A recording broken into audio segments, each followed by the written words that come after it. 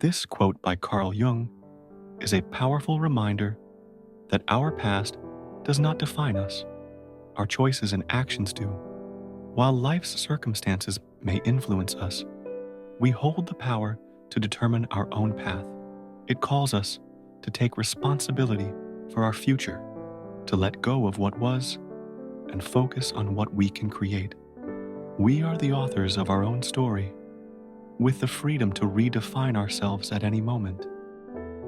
If you enjoyed this video, please like, share, and subscribe for more inspirational content.